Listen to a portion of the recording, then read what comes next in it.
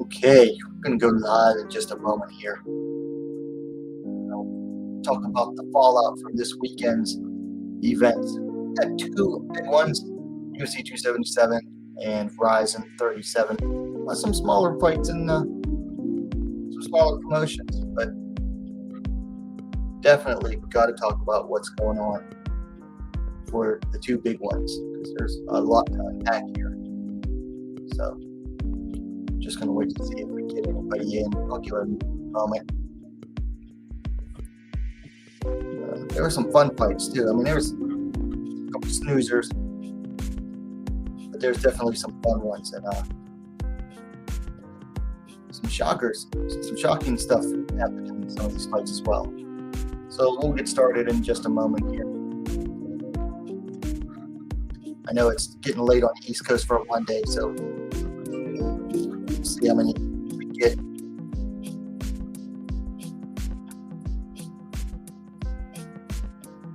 About 10 more seconds, and then we will go live anyway.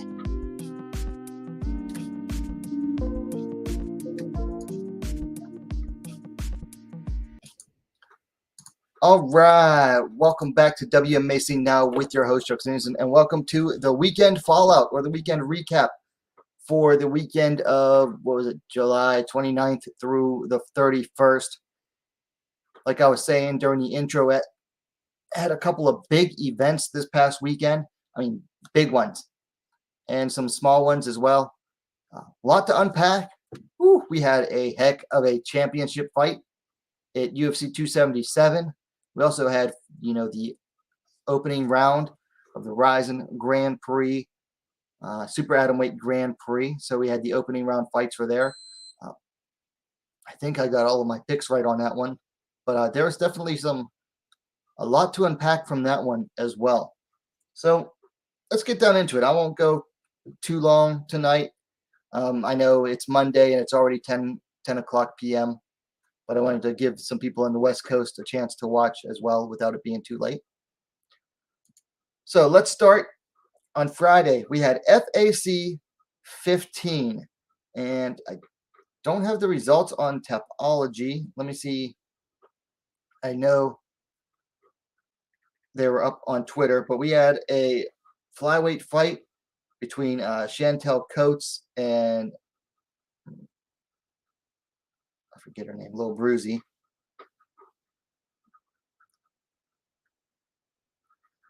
Okay, so Elizabeth Schroeder on the right-hand side there defeated Chantel Coates with a mounted guillotine submission. Haven't gotten a chance to watch this fight yet, so I'm not sure which round it occurred in, but this was on UFC Fight Pass. But not so great for Chantel Coates. Here's the worst part of this. As soon as her fight at FAC ended, within like probably 15 minutes, Combate Global aired a fight of hers from June where Coates lost a decision to Dee Begley. So that's two fights, two losses in 2 months, and both were aired on the same night. Now, I don't think Combate did that on purpose or whatever, but that's it's really disappointing for Chantel Coates that both of her recent fights were available to watch within 15 minutes of each other, and both of them were losses, one of them by finish. But it definitely confirmed a suspicion of mine that Combate Global does record some fights and then broadcast them later, contrary to what they have said, or contrary to what one of their commentators actually replied to me in a tweet saying that the fights are aired live. Obviously not all of them. But anyway, Coates lost via mounted guillotine choke. Tough time for Chantel Coates. She went on the Ultimate Fighter 30. Couldn't fight because she went in too heavy. I know I'm trying to remember what exactly happened. I know she had COVID. I think she had a miscarriage. And then got on the Ultimate Fighter and just was too heavy to cut all the weight down to make flyweight. So they sent her packing before she even had a chance to fight, and then gets cut from the Ultimate Fighter, fights for Combate, loses a decision. A little over a month later, or about a month and a half later, fights on FAC 15, gets submitted, and then boom, her Combate fight airs like right after that. Just my heart goes out to Chantel Coates. She's had some bad luck lately, and I've been following her since her pro debut. She debuted in Invicta, looked great, got a big knockout. Pretty sure that was her first fight, and I've been following her since then. I like to support her and watch her fights. You know, she's a fellow veteran. Of course, I'm Air Force and she was Army, so can't all be perfect in her case. Just an unfortunate, string of bad luck for her lately. But my heart goes out to her. But nice job there by Elizabeth Schroeder. So if you want, you can go check that fight out on UFCFightPass.com.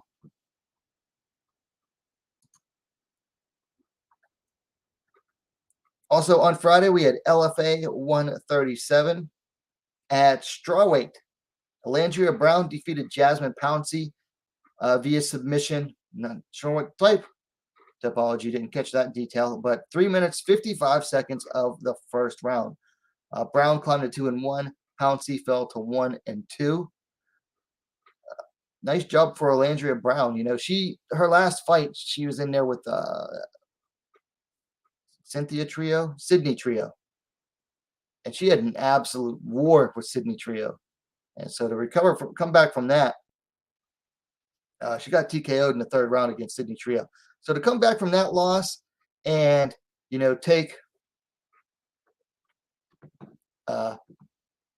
get a fast submission win like that in the first round, very nice development for her. For Jasmine Pouncey, it's just back to the drawing board, but she'll be back.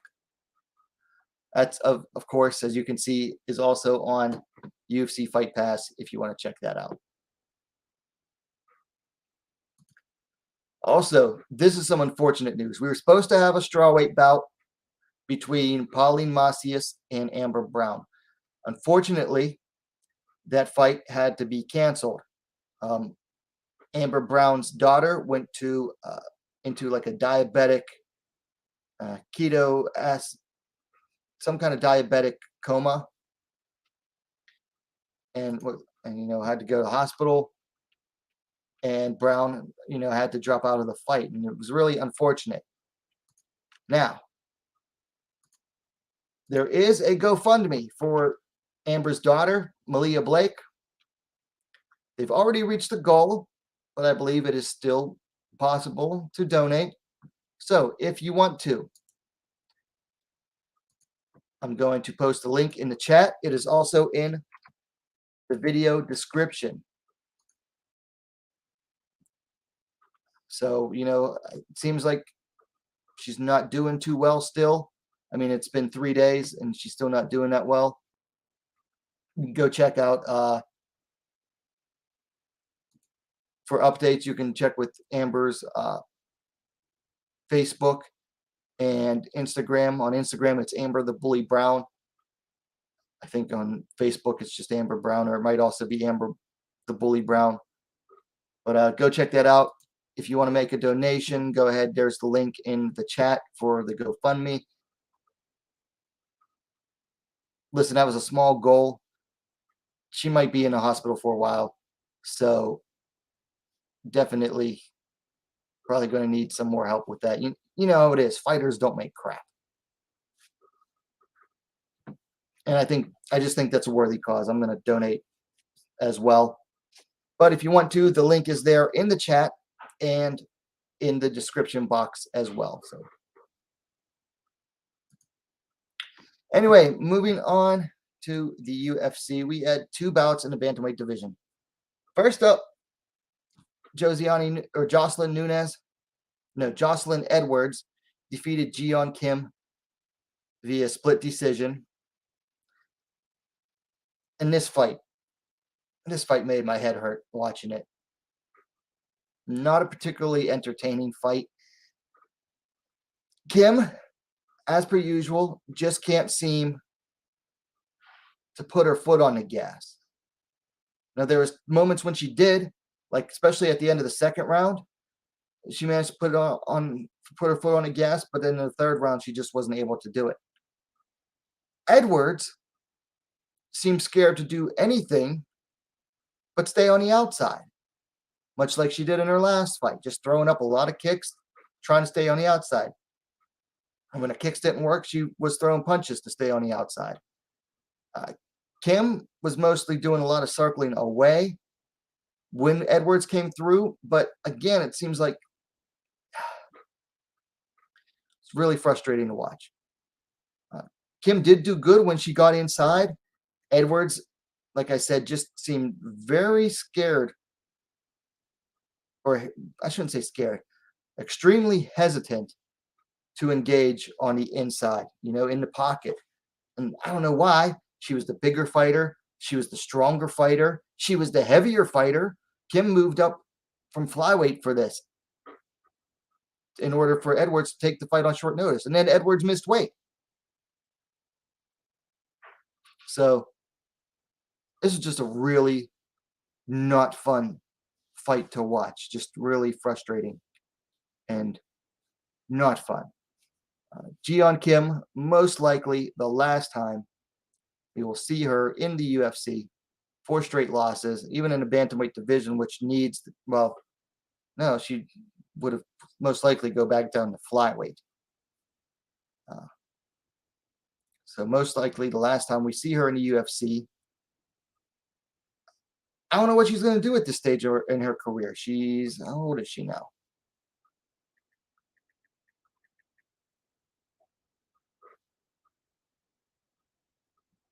Let me look this up real quick.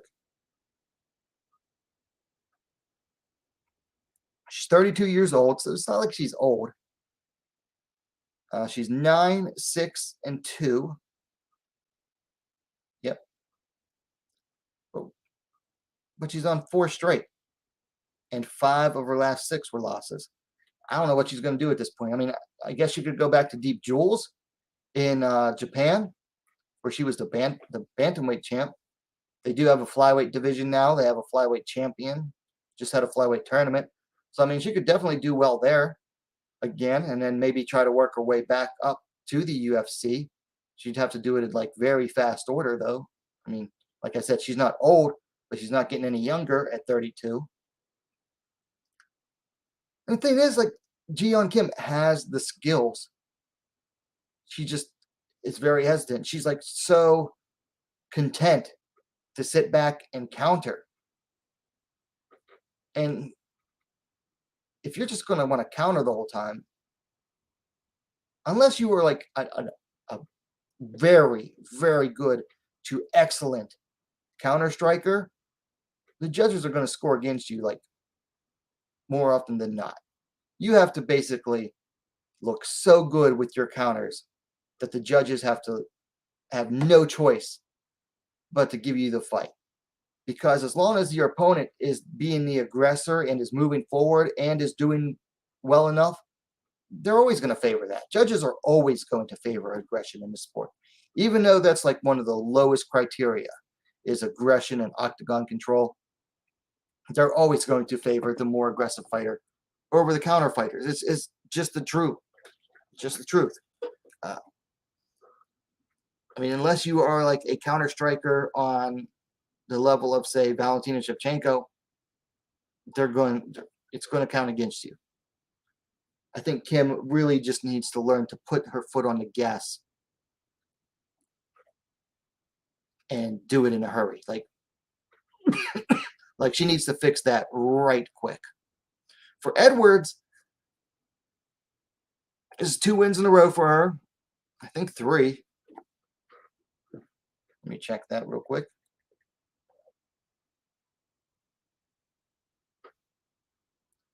That's 2 straight for her.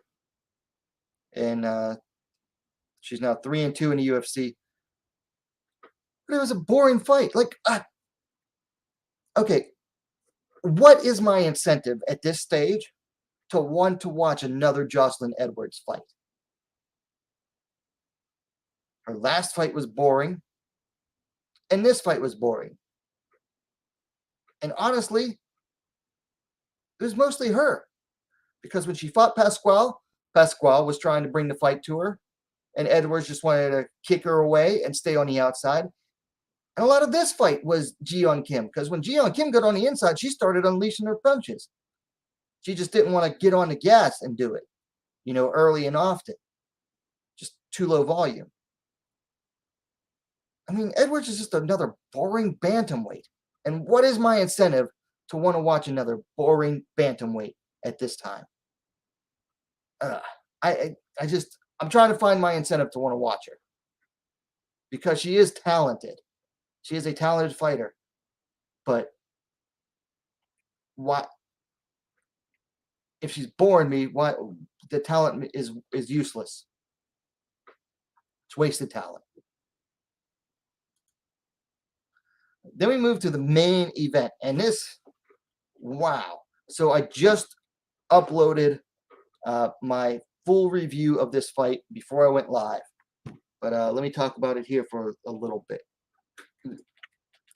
Grab my notes here.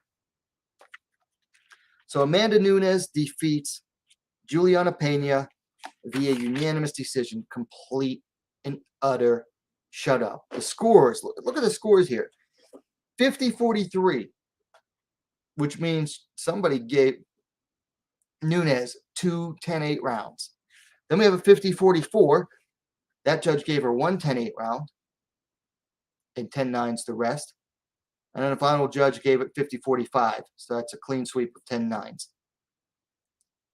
Pena she had her brief moments in this fight, but this was a completely different Amanda Nunes who came out, took back her championship, and basically said, forget about that first fight. That was not me. I mean, one of my notes is, was that first fight a fluke? I think you'd be very, very hard pressed to say that the first fight wasn't a fluke when you look at that fight compared to this one. I mean, here we saw Nunez back to form, and in many ways, even better than her previous forms. Nunez was patient. She didn't try to rush. She didn't try to rush the finish. The biggest thing was that she came out, completely changed up her style, changed up her stance, went to southpaw. Her entire career, she's been fighting orthodox. And in this fight, almost the entire fight, she fought in the southpaw position. Now, she went back and forth a couple times, switched the stances up. But for the most part, she fought in southpaw. And, the left straight and the lead right hook, the check hook, paid huge dividends. She got several knockdowns with the hook, a big one with the left, straight left, just really nice, and scored all but one of her takedown attempts. All but one of them, Nunez got the takedown. Just absolutely amazing work from her. Now, Pena, like I said, she had her brief moments. The slip jab that she was, using in the first round when she was just, jabbing and taking her head off the line as she jabbed, that worked for her. She didn't throw it nearly enough, though. Most of the fight was on the feet, was her trying to just rush forward, bum rush forward, and throw in looping punches. And every time she did it, she left herself vulnerable, and Nunez was able to counter. And when Nunez actually moving forward, she was pawing with the lead, with her lead right, capturing the lead left of Pena, basically taking the jab away, and then unloading on the left when she got a chance. Just amazing work from Nunez from start to finish. By the way, we've got several people in chat. The chat is open. Also, don't forget to like and subscribe if you're new to the channel. But, I mean, geez. Nunez, just absolutely amazing work. Now, Pena did threaten with a couple of submissions, and I believe it was in the 4th round. She had a really nice armbar. But by then, it was both fighters were too slippery. Pena was just all bloodied up, couldn't keep that armbar on, and Nunes was able to transition back into a better position when she escaped. Got Easy E in the chat says, can't deny Nunes' greatness now. Pena tried to draw her into a slugfest again, but Nunes wasn't having it. However, despite what Nunes said post-fight, she almost got subbed twice. Good fight, though. I would say she almost got subbed once. One armbar was really close. But everything else wasn't that great. I mean,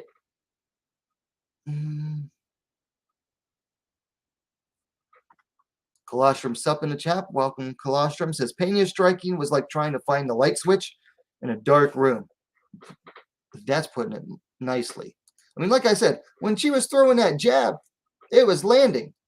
And I mean, she did land when she was coming forward. Sometimes, but other times it's like she'd come rushing forward, throwing wildly, and then boom, she'd get caught with the right hook, and down she went. Boop. I mean,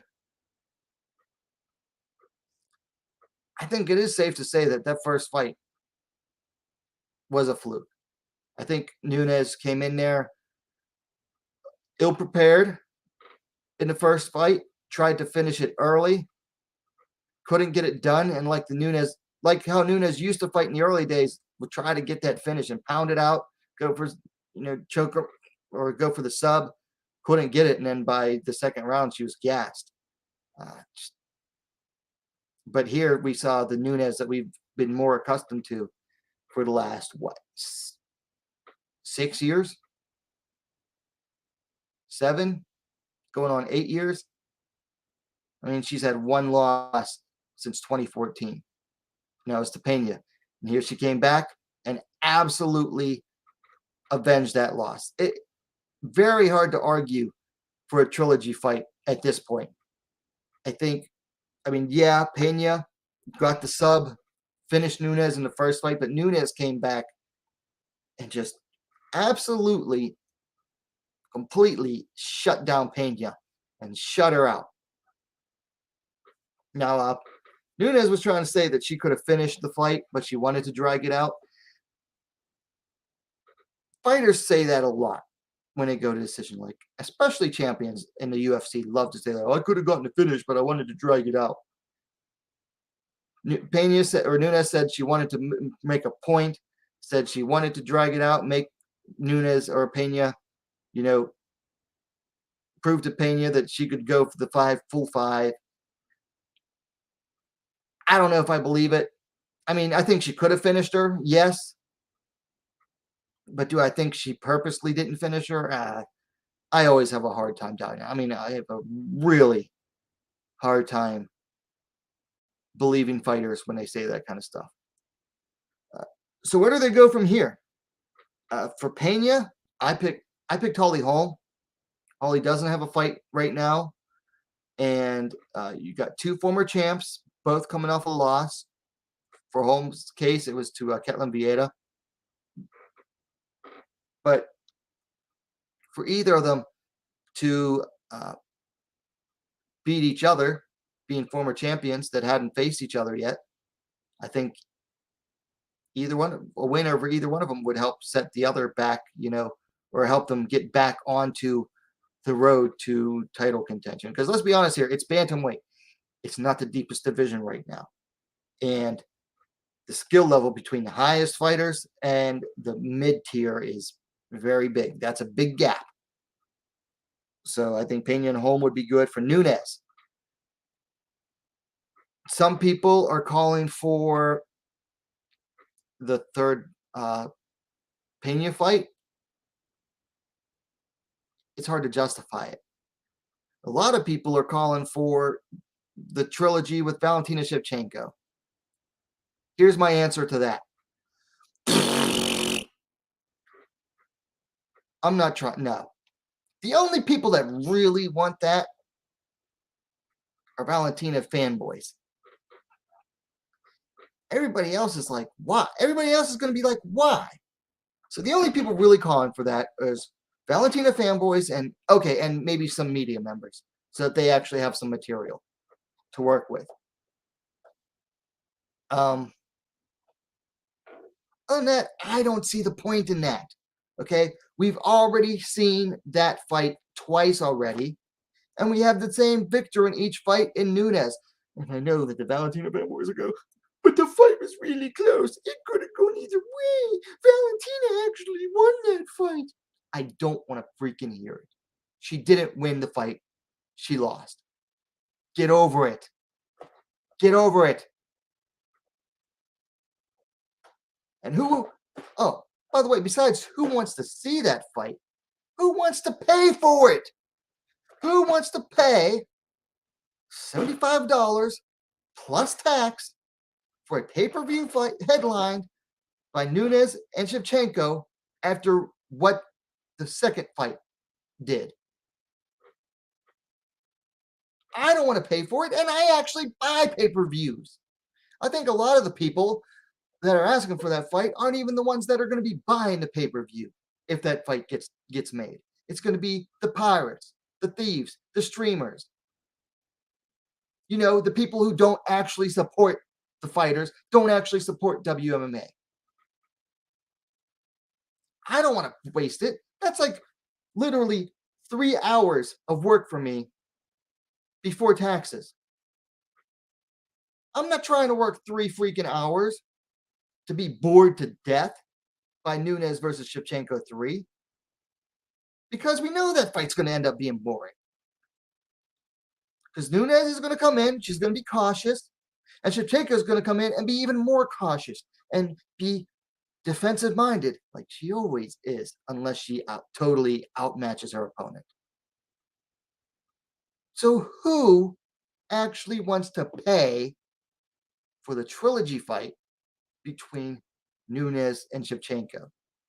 Now, if they were to put that on maybe a co-main event to a really well-liked or a much-wanted main event, you know, like a middleweight, well, no, not even Israel Adesanya, like a light heavyweight championship or a lightweight championship bout, or depending on the fight, it really would depend on who's fighting who and what's at stake. Maybe a co-main event? Sure. But as someone who regularly buys pay-per-views and has skipped several this year, but bought this one in order to support the ladies, because I got to put my money where my mouth is, right? I put my money where my mouth is. Unlike some people out there who say, well, I support the women. I want to support the women and help the ladies grow. And then but they've admitted before that they pirate the show. So I put my money where my mouth is. And frankly, I'm not willing to pay for a Nunes Shevchenko 3 headliner. And I like Amanda Nunes. I wouldn't mind seeing her win again, just to shut up the Shevchenko fanboys, because they never shut up. But I don't really want to watch that fight on pay-per-view again if it's the headliner.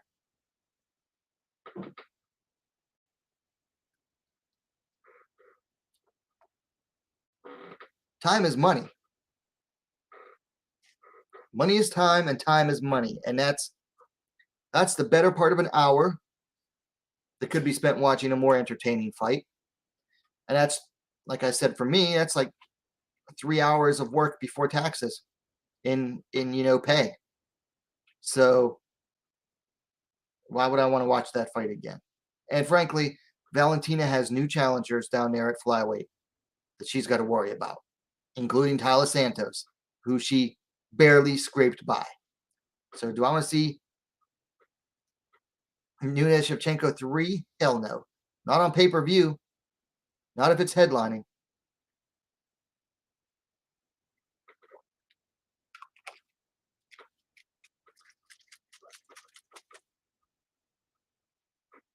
So, who's next for Nunes and Bantamweight? Well, she said she wants some time off anyway, which, I mean, she fights twice a year if we're lucky anyway. But She wants to fight in Brazil as well. Ketlen Vietta's on 2 straight over 2 former champions in Misha Tate and Holly Holm.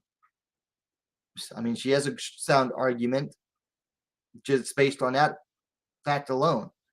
2 straight wins over former champions. That's a great argument for it. Plus, you could bill it as Brazil versus Brazil for the championship. Yeah, that'd be an easy sell, and they'd sell out of tickets in Brazil. So, I mean, that's definitely doable. Or you have Irene Aldana. Now, she has a fight against Macy Shasson coming up. Assuming she gets by Shasson, that'd be a fun one.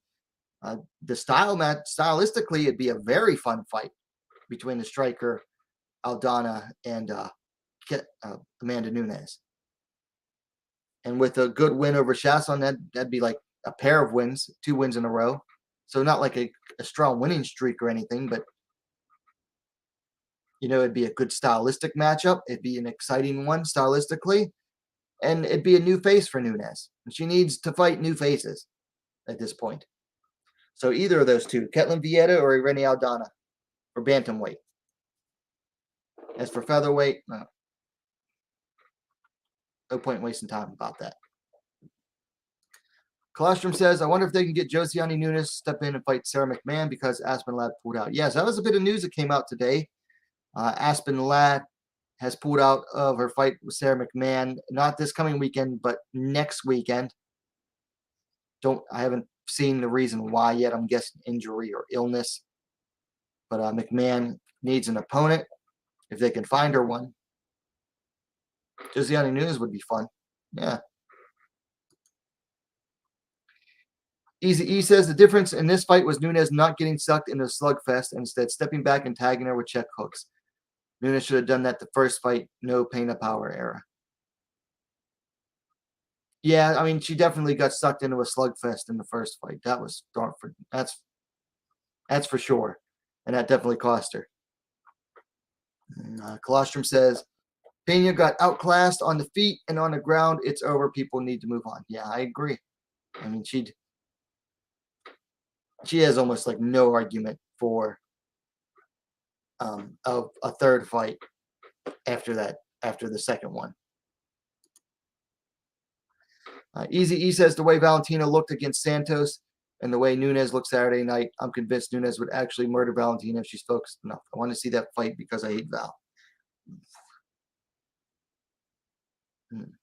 Yeah, that's spicy. That is spicy. Spicy take. Hot take. That is a hot take. Nunes would murder Valentina. I don't know. Her defense needs some shoring up.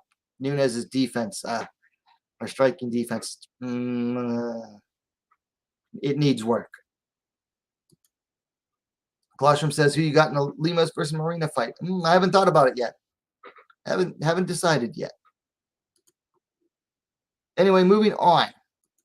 Man, I was exhausted yesterday after staying up all night for RIZIN. But RIZIN 37 had the first round of the 2022 Women's Super Atomweight Grand Prix. And I'll tell you what, these fights delivered. All 4 of these fights delivered in different ways. Great first round of fights. RIZIN, I've seen people trash their matchmaker, Shingo. But I think he deserves a ton of credit because he is doing a great job with the matchmaking. Particularly with this first bout, Reina defeated Anastasia Svetkivska via, was it unanimous or split? Apology real quick.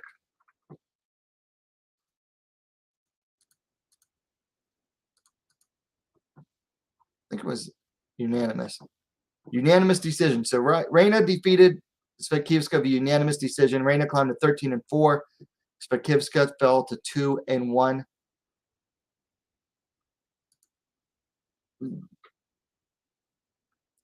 There were people in the chat. I was doing a fight companion, and at least 1 or 2 people in the chat called this a bit of a robbery. Svetkivska, at only 2-0 as a pro, came in there and gave Reina a very, very tough fight. She was long, she was lanky, and she knew how to use it. And Reina had a hard time closing in on her. Svekivska doing very well to keep the fight largely on the outside and pepper away at Reina. And just, you could see the visible frustration on Reina's face as the fight wore on. But because this was whole fight scoring and not round by round, Reina came in with the aggression. She came close to finishing. She got Svekivska with a bit of a knockdown in the second round, followed it up with a big kick that really knocked her down. Kick to the face as she was getting up. And overall, I think the harder shots were being landed by Reina, and that was what tilted it in her favor for the judges. Now, if this were round by round scoring, probably would have given it to Svekivska. But because the way RIZIN judges fights, I definitely understand why they gave it to Reina, because the big thing is she was the one that went for the finish the hardest and was the only one of the two that came close to finishing. But man, if anything, this fight made me more excited to see what Anastasia Svekivska does in the future. Reina, she's definitely looked better in fights. Definitely looked better. But, I mean, this is a very hard, tough, stylistic matchup for her. And Svekivska gave her, all she could handle in this en route to a Reina win. So, I mean, Reina got the job done. And I don't entirely disagree with the decision. But, man, that doesn't bode well for Reina in the next round. And like I said, I'm just really looking forward to what Svekivska does next, because she looked great in there against a much more experienced opponent with a lot more years of striking experience too.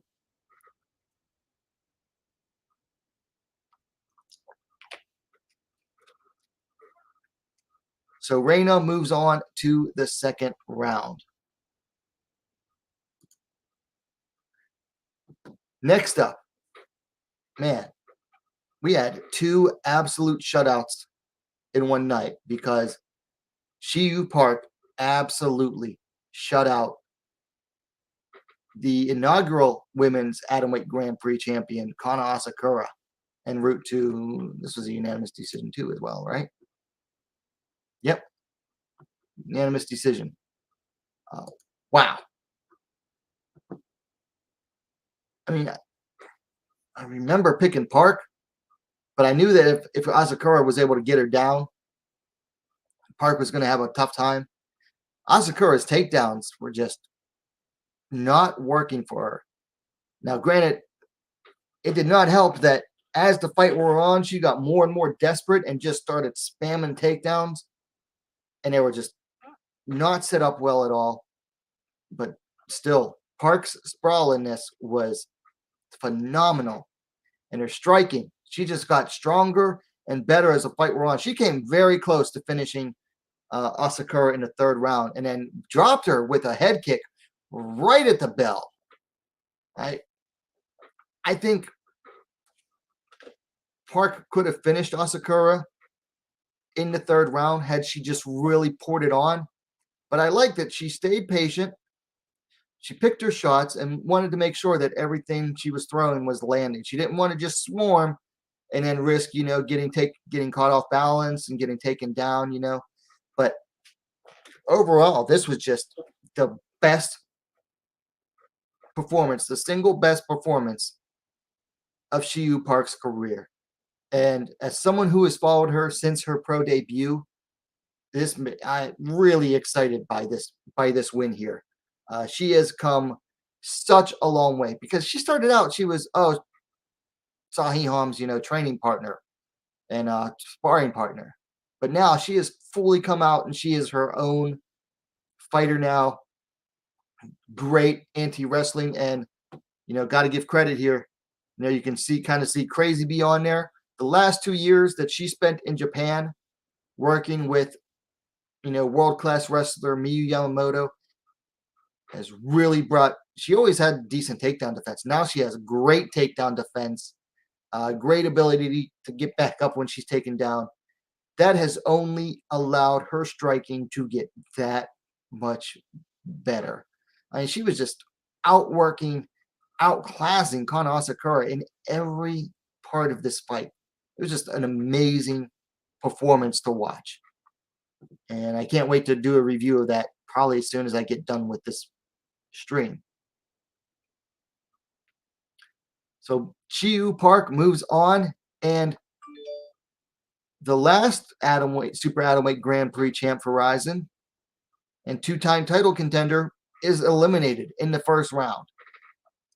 That's what makes MMA tournaments and Grand Prix just so great, because you never really know what's going to happen. Early favorites and former champions can go in the first round sometimes. That's what makes tournaments so great. It's why people love tournaments. The unpredictability. Then in the co-main event, Ayako Hamasaki defeats Jessica Aguilar via unanimous decision in a fight that was like 11 years in the making. It's supposed to happen in 2011, and it didn't because of the earthquake and big tsunami. So that fight got canceled. But I'll tell you what, fairly easy win for Hamasaki. But I will say this, Aguilar did give her some trouble here.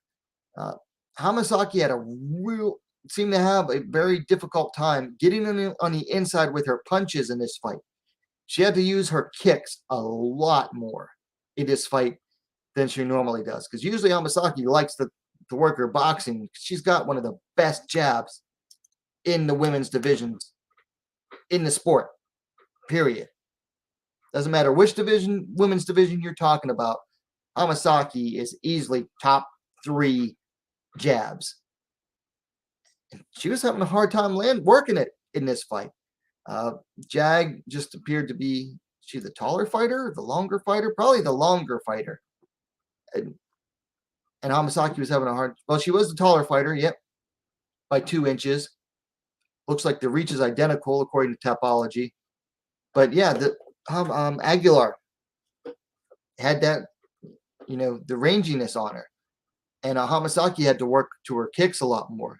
And at one point, she did land a front kick right to the solar plexus of Aguilar and had Aguilar on the ropes. But Aguilar was able to survive. Hamasaki followed her to the ground, or get her to the ground. Aguilar was able to survive. On the ground, it was all Hamasaki. Just showed really how far her evolution as a fighter has come. And honestly, Aguilar has been stagnant for years now. And that's not to take away from Hamasaki, but it's just the truth. Aguilar's been stagnant, whereas Hamasaki just always been great and has not really slowed down in her age, because both of these ladies are 40 years old. So Ayako Hamasaki shuts down Aguilar en route to a unanimous decision. She moves on to the second round of the Grand Prix. Aguilar goes home. Big question. What does Aguilar do now? This is 4 straight losses in a row for her. And she hadn't fought in, I think, 3 years going into this fight. So was it just ring rust? Possibly, but I think she just ran into a better fighter. And just, she hasn't really evolved her game. Like 10 years ago, Aguilar was one of the 2 best strawweights in the world. It was her and Megumi Fujii. Fujii ended up retiring because she was already old at the time. She was already in her 40s. Aguilar kind of just stopped evolving, and then the rest of the strawweight division caught up fast in a hurry. I think at this point, it's probably retirement time for her. Easy E says, I haven't been able to watch RIZIN in a while, so thanks for the content. Well, you're welcome, and thanks for consuming my content. Are they still allowed to kick down opponents in Japan? Well, in RIZIN they are. In RIZIN they are. They're allowed to knee down opponents. They're allowed to kick down opponents. Other promotions, no.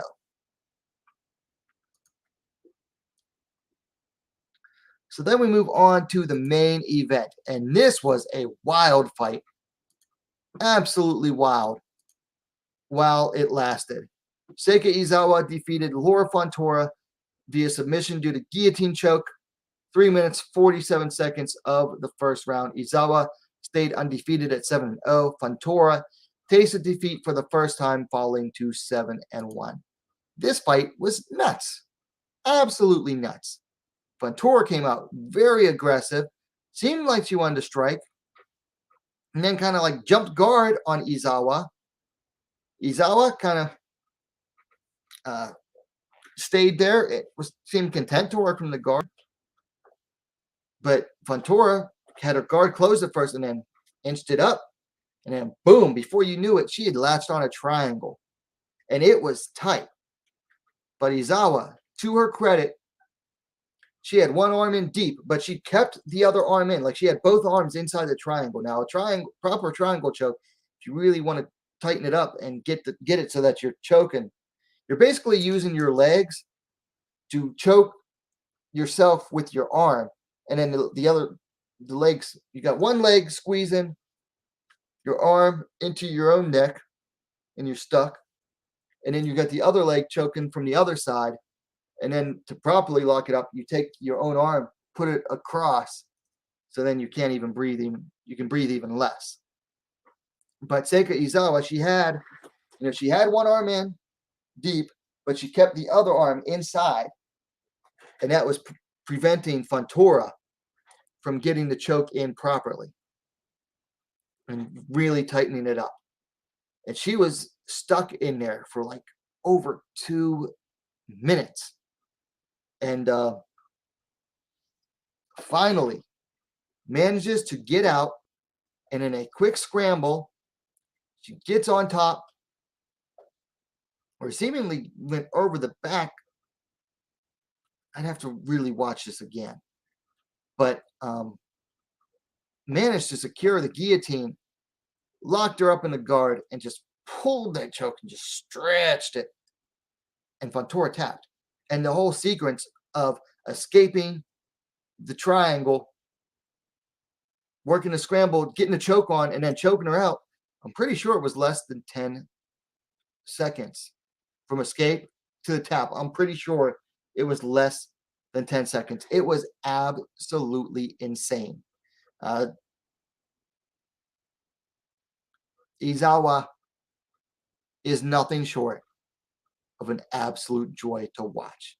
Now, could she have done better? Definitely.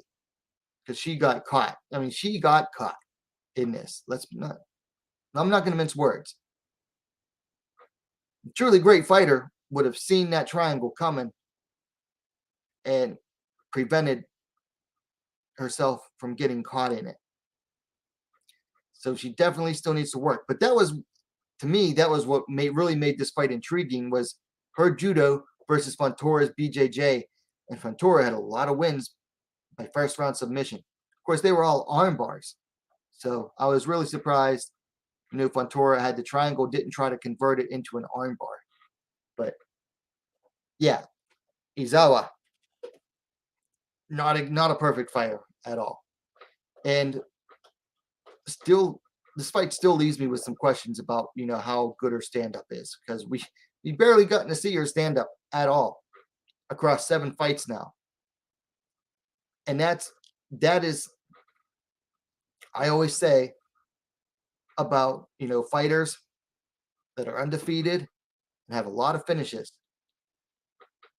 I still got more questions because I got to see them, how they do when they're tested. I got to see how they do when they can't get to what they want to do.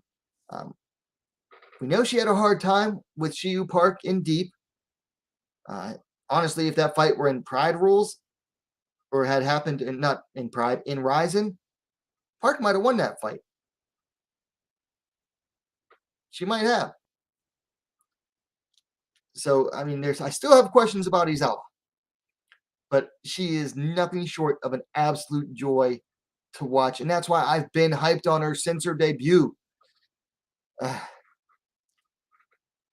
was watching a different stream today that I won't name, and I saw someone in chat saying, why isn't anyone else on YouTube talking about her? Well, obviously that guy's a dummy, because I've been hyped on her since her debut 2 years ago, and even gave her Fighter of the Year last year. So I think it was Fighter of the Year. Maybe it was Breakout Fighter. But she definitely won one of my year-end awards. Izawa. Oh my gosh. I cannot say enough good things about her. But she's still got some work to do because she did get caught. For Fontora, I can't wait to see more of her. Can't wait to see more of her because to catch Izawa like that was phenomenal. But again, there's a lot of questions about her too.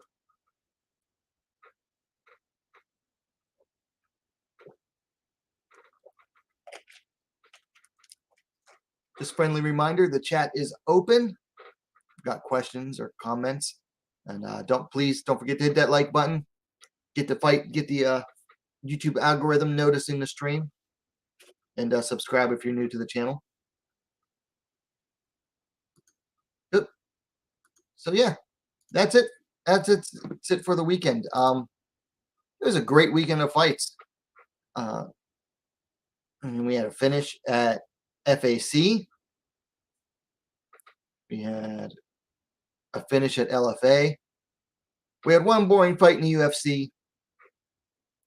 Great fight in the main event, though. Ladies topping off a pay-per-view. Headline on the pay-per-view. And one of the best fighters to ever do it, Amanda Nunes. Reclaiming her crown. Double champ again. Absolutely shut down Juliana Pena after the amazing upset in the last fight.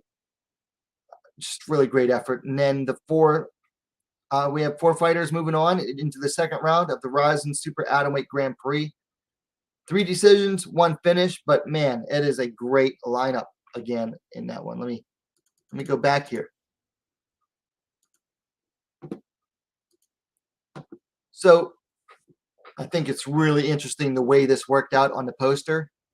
The 4 ladies on the inside are all moving on.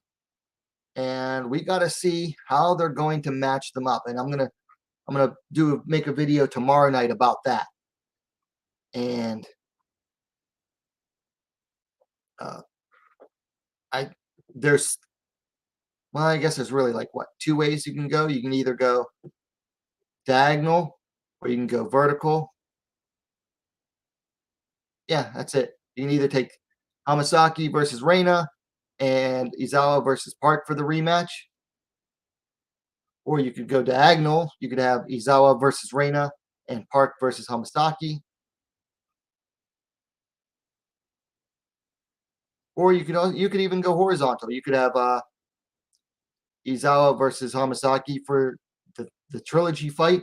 Or you can do Park versus Reina. I didn't realize my mouse was across. You can go Park versus Reina in a rematch of New Year's Eve. But yeah, the 4 fighters on the inside of the poster all moved on. The 4 queens there. I mean, they're all Queen of Diamonds, but be really interesting to see how RIZIN does the matchups for the second round. Because, yeah, there's 3 different ways. You can go horizontal, you can go diagonal, or you can go vertical.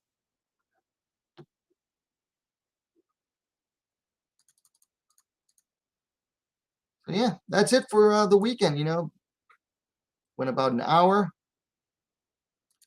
Easy E in the chat says, I heard that Kayla Harrison said that this may be her last season in PFL. Where do you think she should go next? People say UFC, but she would have to fight at 45, and that's not even division, really. Well, It's got to be either UFC or Bellator. Those are her two options. And it's going to have to be at featherweight. So Harrison's got to go either PFL or Bellator or UFC. Those are your two options. I mean, who else is going to be able to afford what she wants to get? Excuse me. Who else out there is going to be able to pay her what she wants to get paid and give her interesting fights? Nobody. Nobody else out there. So it's either stay in PFL, keep collecting those $1 million checks, or go to Bellator, take a pay cut, but get those interesting fights, or go to UFC, maybe get a couple interesting fights and get some good money there too. But probably still a pay cut, at least at first. It just depends. That's up to her.